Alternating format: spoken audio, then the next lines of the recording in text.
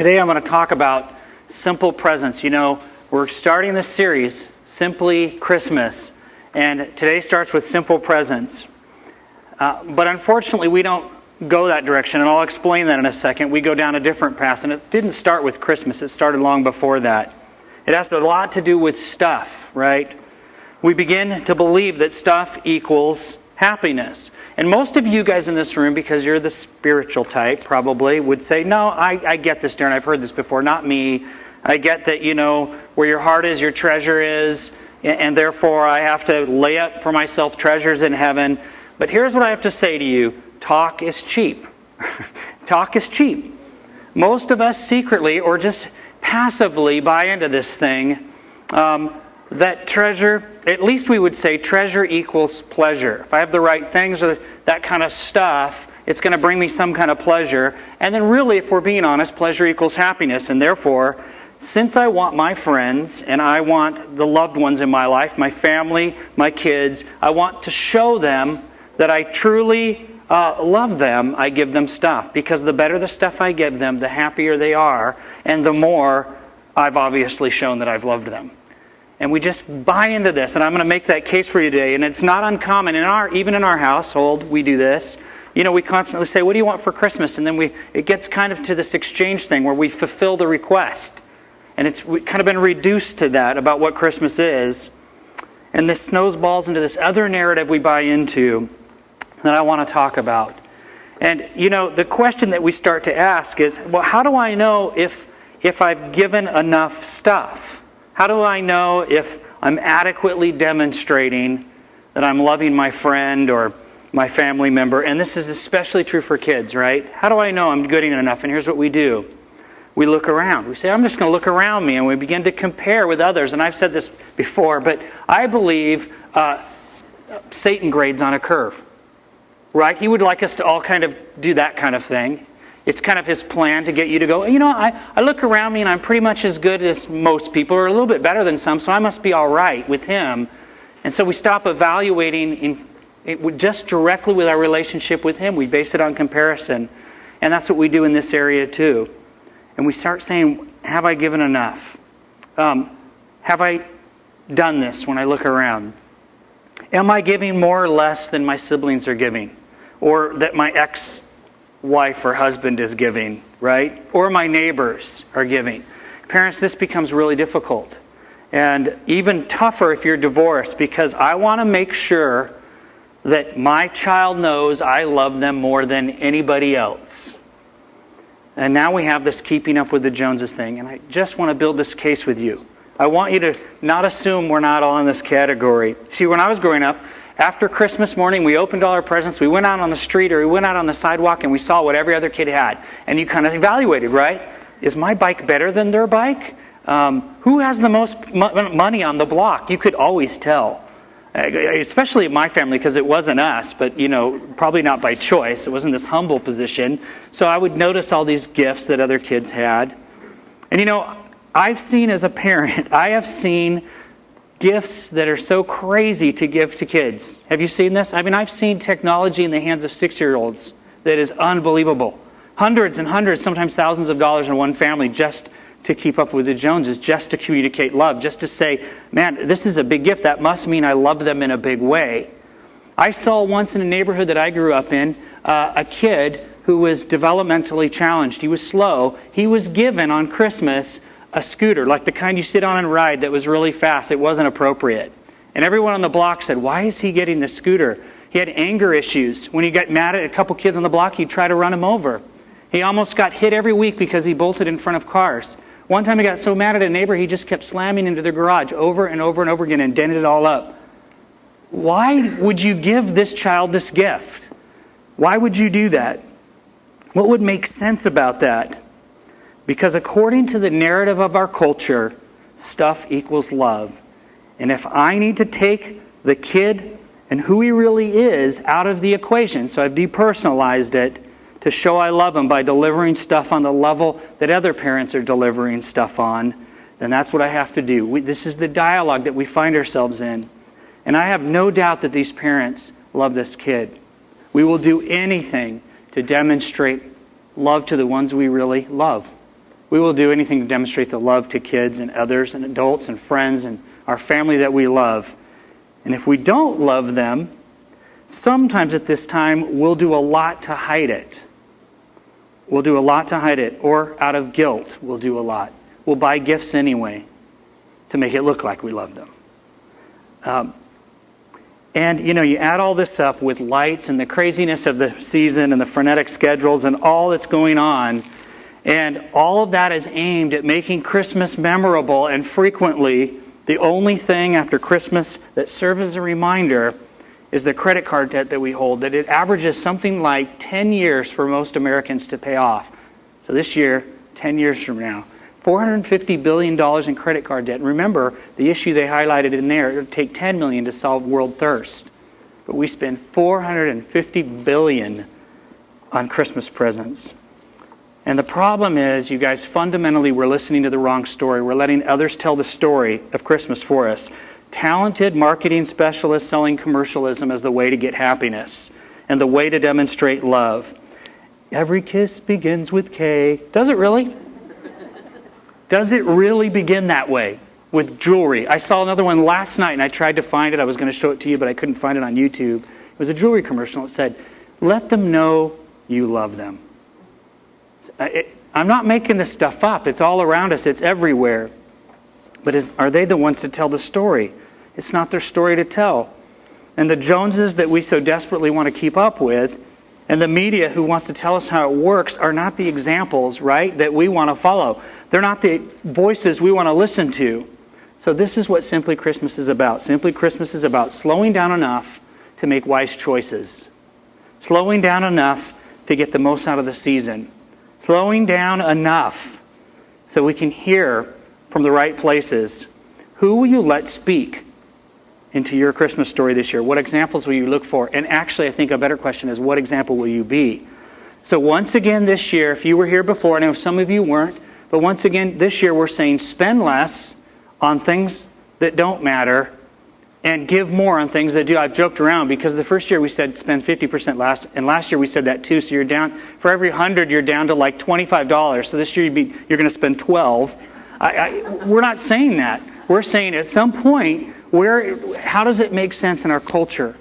And at least don't let it just keep going and up and up and up because that's the way you prove love, because it's just not true. Spend less on things that don't really matter and give more for things that do. And I'd like to propose to you this, that I don't care where you are in your religious affiliation, and experience tells me that more people will listen to this online than are in this room, so I don't know where people are that are listening to this out there, but this is what I can say, regardless of where you are from a religious standpoint, it really doesn't matter. Jesus Christ, the most radical, and this is me, this is the way I feel, radical, awesome, sacrilegious person to walk this earth. You may want to argue with me on a couple of those, but I would love that. Absolutely true. Is the example we want to follow. So many gifts, the gift cards. I'm not saying don't give gift cards, or don't give me one, I like gift cards, but sweaters. But sometimes they're just so disconnected personally, and they're thoughtless and impersonal. And the birth of Jesus, since then there has never been a more thoughtful personal gift to us ever. God thought about His gift. This is really important. He thought about that gift before the foundations of the earth. And Jesus lived out what demonstrating love really looks like. Through presence. His presence, not the presence. Right? So to get back to experiencing Christmas simply, we have to start with simple presence. Simple presence that requires me and you to remember a few things. And so here they are. Here's the things I want you to remember that you're going to get. They're no-brainers. In fact, here's the challenge this season. You're going to believe, because you've heard so much about the Christmas story all of your lives, over and over and over and over, that there's no complexity to these things. And we have to slow down and evaluate them. So that's what I'm going to do. And I'm going to move through them quickly. God came to earth. That's the first thing we got to remember. Duh, right? That's what you're thinking. Thinking, Darren, you're not teaching me anything. Hold on for a second. This is God's quest to be present in your life. This is what incarnational means. This is what it means for Him to be incarnate. When they say, that's what He is. Basically, incarnation simply means in flesh. So look at what it says in John 1:14. And the Word became flesh and dwelt among us, and we beheld His glory. Glory is of the only begotten from the Father, full of grace and truth.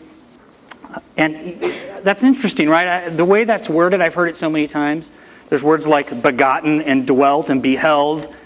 And I really like the Message's version. Listen to what it says. We don't have it for the screen, just listen. The Word became flesh and blood and moved into the neighborhood. I like that. We saw the glory with our own eyes, the one-of-a-kind glory, like Father, like Son, generous inside and out, from start to finish. So what, you might say? So what? I know the story of Jesus. You know, the cute little manger thing. Is it really that big of a deal? And the Bible seems to think it is. You're not going. None of these are going to come up on the screen, and if you're trying to write them down, you're going to pass out. But I'm going to, just in a few passages alone, some passages in the New Testament, they all talk about this fact that it's God who's come down in the flesh. John 1:14, we just read it. 3:13, John 3:17, John 6:51, Romans 1:3, Galatians 4:4, 1 Timothy 1:15, 1 Timothy 3:16, Hebrews 2:9, 2:14, 2:17, 10:5. Philippians 2:6-8. Those are just accounts in the New Testament. And here's the thing. There are as many as 1,000, many predictions before that time, as long as 1,000 years before. It's that far of a distance between the New Testament. Some of the predictions of the Messiah, that God was going to do this. He's going to come to the earth, the person of Jesus. And please follow me here. Just go with me. It'll all pan out, I promise. This is God putting thought into His gift. Thought. Even 1,000 years before it was delivered. And I can't give all these. I'm just going to rattle them off. The Messiah would be a descendant of Abraham in Genesis 12. Read of it being fulfilled in Acts 3. The Messiah will be the Son of God in Psalms 2:7, fulfilled in Matthew and Mark. The Messiah will be raised from the dead. He'll be resurrected, predicted in Psalm 16. 10 and 11, shown in Mark and, the Gospels. The Messiah's crucifixion experience was completely described in Psalms 22. 11 prophecies there, all of them fulfilled in Matthew and John. The Messiah will be pierced through the hands and feet, Psalms 22, fulfilled in Luke and John. Great kings will pay homage to the Messiah, Psalm 72. Remember, this was written ages before the fulfillment of it, fulfilled in Matthew. The Messiah will be a descendant of David. We read about that in Psalms and Jeremiah, and it's fulfilled in Luke. The Messiah will be crucified with criminals. The Messiah will be born in Bethlehem. I just gave you 9 out of 40 that I have on my sheet, but I can't give you all 40 right now, and that's not even all of them. So what's the big deal with that? This was a thoughtful gift. Christmas is a thoughtful gift, and it's the celebration of an invasion when God invaded the earth 2,000 years ago. It's a big deal when men walked on the moon, but not even close to when God walked on the earth. Right? Much bigger deal. You might say, God, Darren, why do you keep talking about God? I thought we were here to talk about Jesus. Isn't this Jesus' birthday? Jesus was God. Stop a second. I know you know this, but stop a second and think about the ramifications. It's going to really pan out at the end. Hang in there with me. Jesus said it himself. He claimed to be God. The Bible calls him God. He proved it when he died and rose. He was resurrected and walked the earth, and everybody saw him, including the people that crucified him. Colossians 1:15 and 16 says, Christ is the exact likeness of the unseen God. He existed before God made anything at all. In fact, Christ himself is the creator who made everything in heaven and earth. The Bible says that Jesus created the world, that Jesus didn't start in a stable. We're not celebrating the beginning of Jesus Christ. We're celebrating the day he came to earth. And just as a note, for anybody that needs to hear this note, is I know that people can say, I hear it all the time, I believe Jesus is a good teacher. I believe he's a good man. But the problem is he never claimed he was a good man.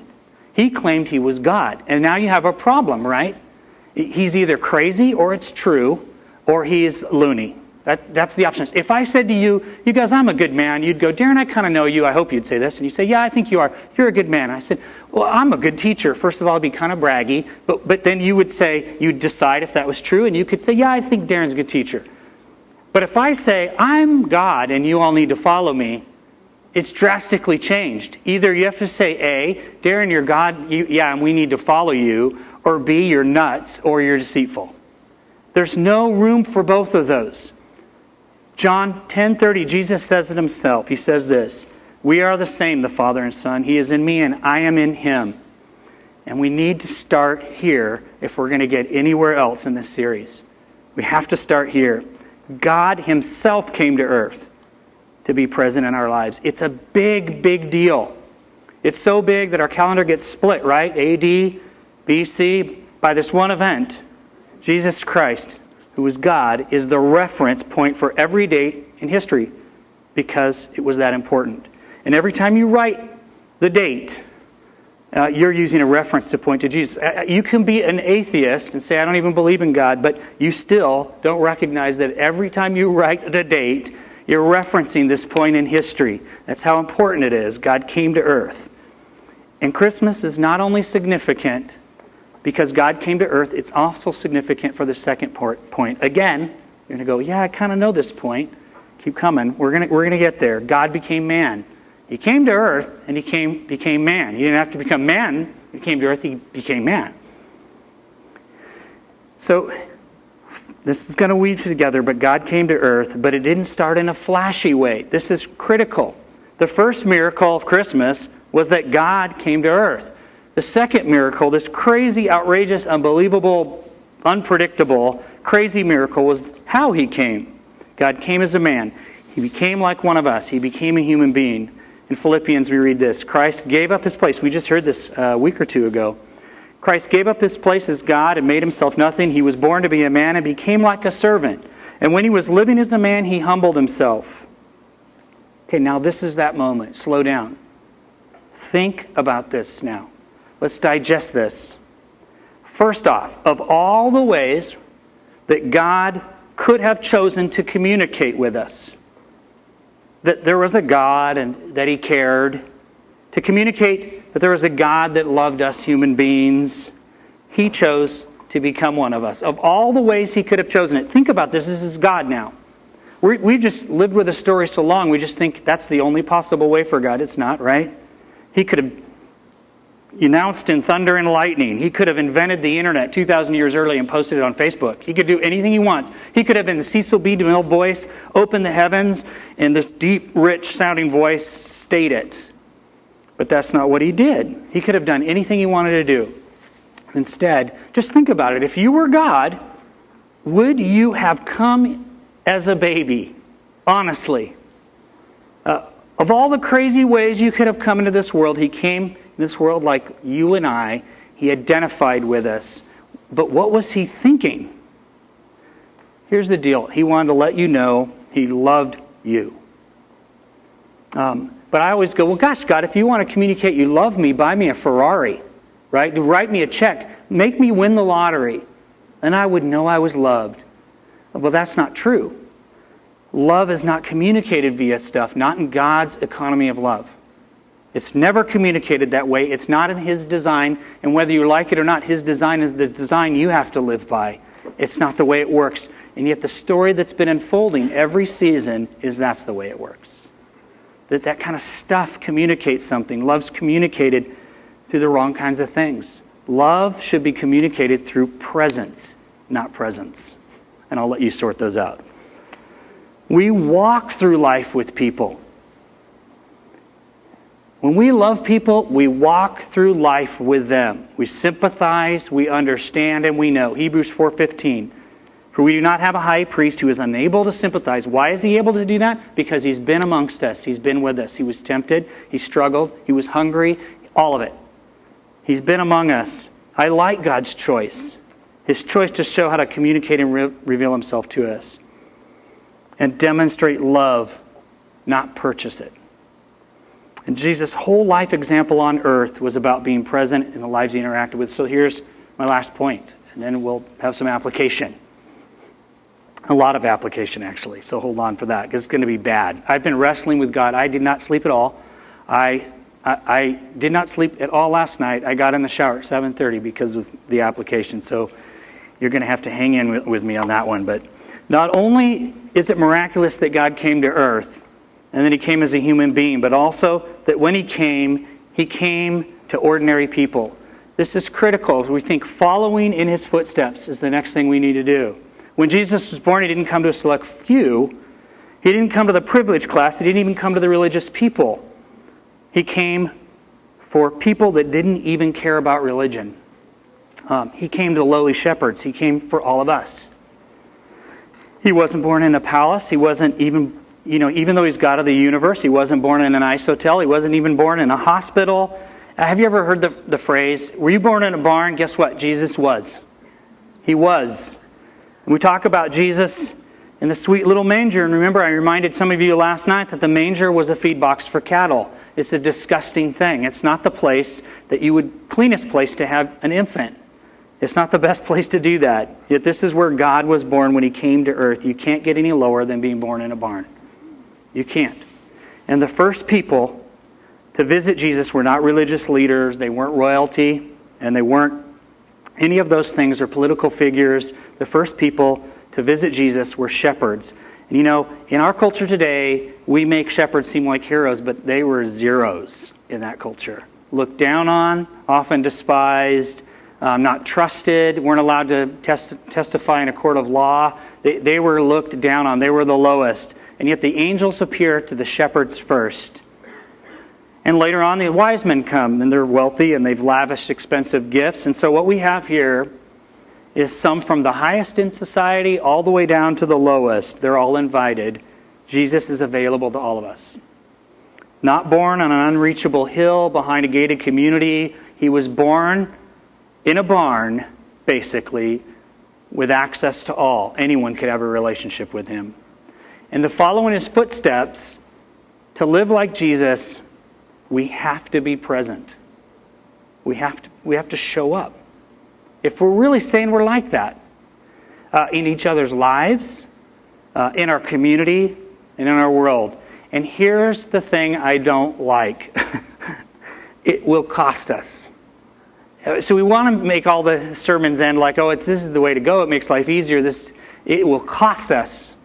It will cost us. Philippians 2 says that Jesus took on the form of a servant. It won't be easier because you choose to live out Christmas this way, but it'll be simpler. It'll be more authentic. It'll be more rewarding. And believe me, the world around you will notice it. It'll cost you time, energy, thought. Most opportunities, this is the key point of all time to me, most opportunities to be present are interruptions. And that's the one way God speaks to us and leads them. Most of them are interruptions. They interrupt our lives. They interrupt our plans. And they're in the midst of us on our trajectory. Wherever we're going, and an interruption comes. And it's an opportunity to be present. It can be an interruption from kids. It can be an interruption from neighbors. It can be an interruption from a homeless person. It's an interruption. I think, you guys, I have to step back and say, by the way, I do not think I'm perfect at this. This is the struggle of my life. In Acts 3, we don't have the verse to show you. It's too long, but I'll just tell you what happens there. Acts 3, 1 through 7. Peter and John, they're going to the temple to do some important stuff. And the crippled man interrupts them, and it really demonstrates this principle. And he asks them for money. How many times has that happened to you, right? But Peter and John look straight into his eyes, and they say, look at me. They get his attention. They engage. They say, we don't have the money. We don't have silver or gold. We have no money, but I'll give you what I have. And they heal him. They heal the guy. We will need to stop listening to the wrong voices this Christmas and stop buying into the wrong story. We'll need to spend less on things that don't matter so that we can give in ways that do. And it will be an interruption to Christmas as usual. I promise. So here's my gazillion application ideas. And the reason I give you a gazillion of them is so that you can take one or two or all of them if you're incredible. But I just want you to have something here. And I'm going to give you some in each of those categories in our lives, in our world, and in our community. And the first one is in our lives. And I just want to suggest that our experiences together are really being present, that we need more experiences together. And it'll involve sacrifice sometimes and humility, not all the time, and risk. I do this Christmas dance with my kid. I haven't done it this year. I didn't do it last year either. I skipped it. But we always talk about it. It's a big deal. And I look like a complete idiot. And you guys know I'm okay with looking like an idiot most of the time. So we do this crazy Christmas dance, but it's one of those things we always talk about. And for some of us, we go, I don't know how to dance. Believe me, what I call dancing is not really that at all. It's more like spastic convulsions or something. But we're told in Scripture that God foolishly dances over us. Foolishly. because we're His children. Or this thing. How about I know there's some of us here that we have, I'm thinking of kids right now. So if you have kids or grandkids or whatever, some of us don't want to go to kids' movies. We just can't stand them. And so we won't. What would it mean to be present with your kid at a kid's movie and laugh at SpongeBob doing burping? I don't know. And just being present with your kid. What's the harm in that and being a part of that? Or what about making a gift? This is a really key point here for individuals. It takes thought. It's all these things. It takes time and it takes energy. I recently heard the story of a woman who received just simply a photo album of memories. And her kids and her family had asked all of her friends to send stuff in. And they put stuff in. And they put it in a leather binder. And Christmas morning, they opened that up. And they hadn't seen all the stuff that other people had sent in. And for 2 hours, they sat there and ignored every other gift and laughed and cried and looked at those pictures and reminisced. And guess what's going to happen with that gift? It's not going to go away. It's not going to just get forgotten and lost because it took so much time, so much presence, so much thought. It will require those things. Make no mistake. Now, how about our world? Actually, could you put the slide up for this one, Tage? So you can see this is what we're planning on doing for our world here as a congregation. We're trying to sponsor 125 kids. Spend less, give more, build a community in the Congo. 125 kids. It costs $40 a month to sponsor a kid. That's a big commitment. Maybe you have a small group that can do it together. Maybe you're going to do it. But it's going to get matched, which is going to equal more. And now 800 Covenant churches are doing it. They're looking for 10,000 children in the community to be sponsored. Kids that have nothing, you guys, have no community, have no water, have bad education, if any at all. Spend less so I can give more to something that matters for a year. What is that? What is 40? Someone mathematically do this for me, and then you could yell it out. But what is 40 a month for 1 year? I bet you spend that on somebody. Right? What is it? 480? See, I'm really not going to try to do that up here. $480. Can you do it? Can you do it with a couple people or with a group in our community, in our world, I mean? And listen, there's packets in the back with individual kids. I encourage you to pick one up. They're just separate individual kids. You can see how to sponsor one. We'd love for you to do that. And then this last one, which is bothering me a lot right now, is in our community, in our own community. You know, churches has gotten a reputation for not being present and not doing this well. You know, maybe it's because we always want to look like the initiators, but I've noticed that a lot of people in our community are doing things that we can be a part of. I just was telling a couple of people that I saw that there is a 5K run or walk that's coming up. I think it might be in June. But you know what it's for? It's just a community of people that have decided they're going to run to raise money for widows. I can't think of a more biblical thing. And yet it's not coming from us. And I'm not saying it has to be. But how come we can't be involved in that? Or maybe it's because we don't know how to reach the affluent in Johnson County. We know how to reach the poor. Everybody has ideas about that. But when you get to the affluent, do they have needs? And I'll just simply say this.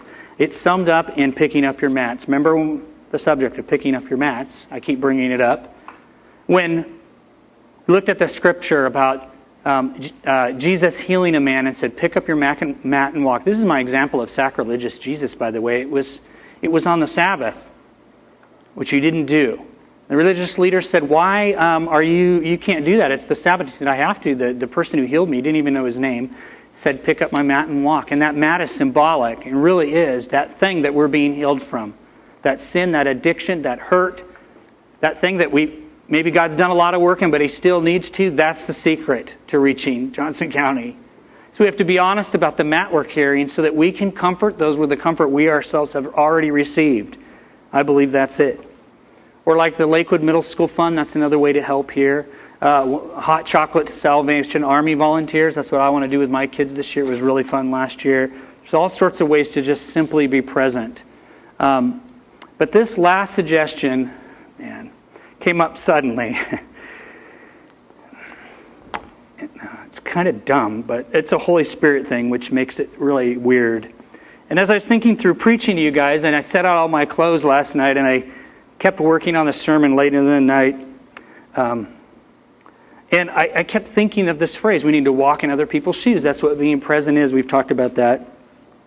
But not just to identify with people, but to know how to be present, to put ourselves in their place, to make it personal, to commit to sacrifice. And so this is symbolic for me. Maybe it's a little more than symbolic, but I'm going to take my shoes off. And unfortunately, I didn't think through my socks. I just have normal white tube socks. Just ignore that today. But here's the crazy thing about that. Bear with me. Last night I decided to wear my Skechers. I have a long history with Skechers. This is really goofy, but I love Skechers. They're comfortable and they last forever. So I think my first pair maybe went 8 years. My second pair just wore out and they're awful. And this is my newer pair and they're really not that nice. I polished them up. Not because of this. I just did it. I go, I'm going to wear my Skechers. I've been wearing these slip-ons and I go, I'm just going to wear my nicer Skechers today, which makes this so much more ironic. And, maybe they're $45 shoes, but to me that's a lot. I don't like to spend on anything like that. So I put my clothes aside, and last night I just started thinking that whole phrase, when you give to the least of these, you know what I'm talking about in Revelations?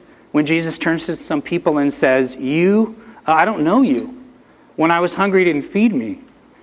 When I was naked, you didn't clothe me. And they said, when? And he said, when you did this to the least of these. And then he turned it around and said, I know you, though. How do you know me?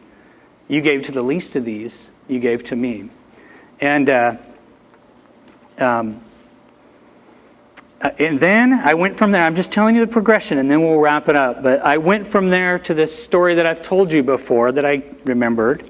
So I'm all done with the talk, pretty much. And I went to this place where years ago, Kathy and I were coming out of a Pick and Save, which is now Big Lots. It's not a high-priced store. We're getting Christmas stocking stuff. And on the way out is a homeless guy with no shoes on. And it was really cold. Even in California, it gets cold like this. It gets damp and cold. And he said, can I have some money for socks? And I have that rule, you don't want him to use it for drugs. All the things that you think and you say. And so I said, nope, I don't have any. And we drove off. And we got almost home. And Kathy said, Darren, we could have just bought him some socks. Thanks a lot for that, Kathy. And so I turned around and went back. I think we got home. I can't remember exactly. And I went all the way back. I should get this guy socks. And he was gone. He was already gone. So I missed this opportunity. And like Peter and John, I had the power to heal. Right? If you think it through, I had the power to heal someone from the cold, but I didn't do it. So then I think, walk through another man's shoes. What if he doesn't have any? So now this is the process my brain's going through. And then I remembered this whole story about a shoe offering that was ridiculous. And then I go, shoot, I didn't change out my shoes. I thought about it. Finding my cheapest, ugliest pair of shoes. But then what does that say? Right? Jesus, all you really should get from me is my holy tennis shoes. I mean, that felt really bad. And so I go, no, this was the shoes that were laid out. These are the shoes that have to go. If I really believe Jesus is the one getting these, which shoes would I pick? I mean, it's the way I think. And then I laughed because I remembered that story, and I pictured some shabby homeless guy without socks wearing my Skechers. And I just had to chuckle. And then I had to think, well, maybe I would recognize the person that was wearing them because I've cut the backs off so my pants fit on them better. And if I came up behind the person, I'd know those are the shoes. Those are the shoes I gave away. And I look at when Jesus was willing to connect with shepherds. And I remember this story, and symbolically, and more than symbolically, but because talk is cheap, I'm going to give those shoes away. Starting now, I'm not going to wear these shoes. I'm going to be like this the rest of the day. The rest of the day here. When I go home, I might put another pair on. But think this through with me now, you guys. I have to tear down in here. I have to go tear down the banners and it's damp out. It's nice weather, though. But I have to go outside, and all these things start going through my mind that make me think I don't want to do this.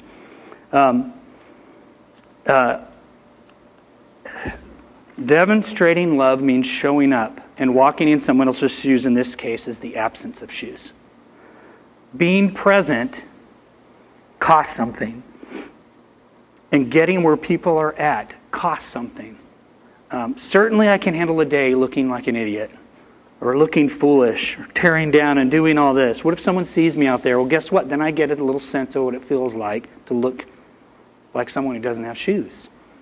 Certainly I can handle that for today. So I'm going to risk something, and you got to hear this whole thing out. I'm going to risk, and Jason, why don't you just come on up with whoever.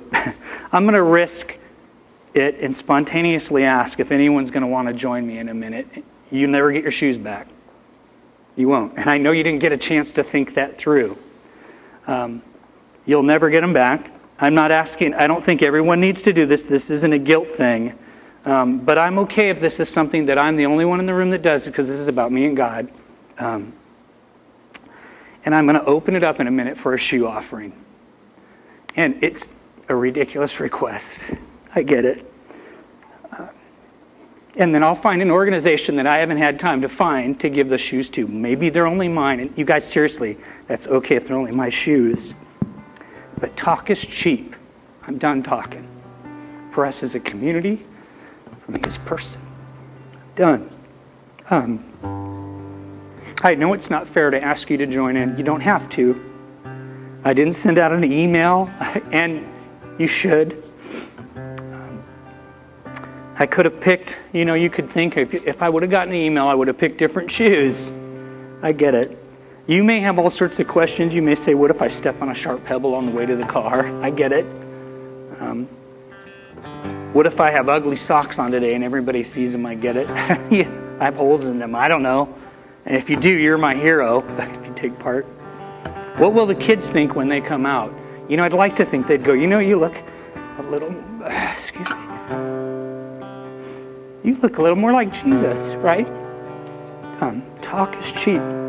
And maybe you can't. Maybe you have special shoes. You have bad feet. Maybe you have a game after this. Or maybe you're going to a restaurant that won't let you in without shoes. And you're going to have community with family. Please, that's fine. Here's what I'm trusting from every single one of you in this room. Is that you will find a way to make a sacrifice. Even today, if you can. No judgment here. I'm assuming every one of you is going to do this, whether that's shoes or something else. Bring cookies to the cranky neighbor or the office jerk. I don't know. Be present in ways that are inconvenient this week. Commitment to be present over settling for just purchasing them, even if it costs you. Even today, I'd really like it if most of us found a way to do that today. So here's what's going to happen. I told Jason I didn't know if I was even going to do this. He didn't even know what I was going to do. I'm going to let him play for a while, and I'm going to sit up here like an awkward fool. And I'm not worried about it. And if anyone wants to leave their shoes as an offering, please come up and do that in this time. And in a minute, I'll pray.